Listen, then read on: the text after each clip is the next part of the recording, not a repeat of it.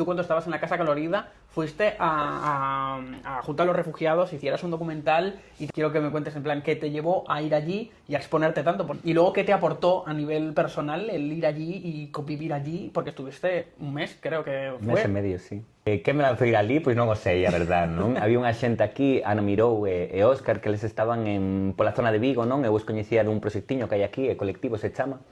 E, bueno, así de redes da Casa Colorida, os coñecín e demais, eles estaban facendo como diferentes jornadas, eventos de apoio ás persoas refuxiadas, non? Entón, cada evento que facían sacaban unha pasta e esa pasta iba a ir destinada a distribuíla en diferentes proxectos en Grecia, non? Foi unha crisis de refuxiadas, non? Que chegaban, sobre todo, de Afganistán, tamén de Palestina, bueno, de diferentes territorios, non? Pero sí que chegaban aí a Atenas, non? Que foi onde hubo aí como unha chegada moi grande, non, de xente e de repente, bueno, a institución non estaba preparada, o territorio non estaba preparado e foi como, que pasa con isto, non? Entón, claro, moitas activistas aí empezaron a coordinarse para poder atender iso, para facer, non, unha vida viable, unha vida digna para todas estas persoas que estaban chegando neste contexto de fuxir das guerras, fuxir dos, non, moita peña viña en exilio político, pero tamén por as políticas que estaban desenvolvendo no seu territorio, bueno, moita peña exiliada en xeral, non?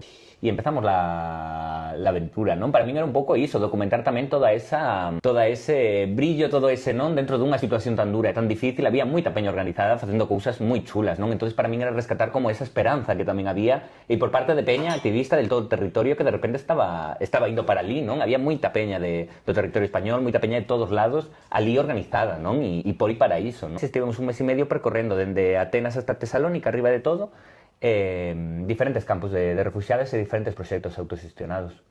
Entón, bueno, íbamos como voluntarios independentes, que tamén non é o mesmo ir con unha organización detrás, non? Porque ali estaba UNICEF, ACNUR, toda esta peña, pero nós íbamos como voluntarios independentes, entón íbamos con unha mano delante, unha detrás, e como zafaros como podáis, non?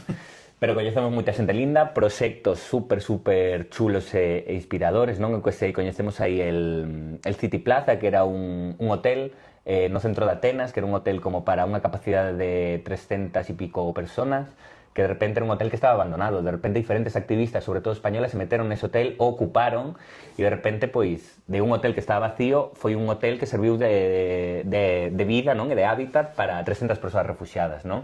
E ali, claro, había pois un pouco o mesmo contexto, dende a autoxestión se estaban dinamizando escola para os peques, se estaban dinamizando as comidas, se estaba dinamizando tamén escola para maiores, carpintería, diferentes oficios, traballos, non? Formacións, ao redor iso da propia autoxestión das propias persoas, non?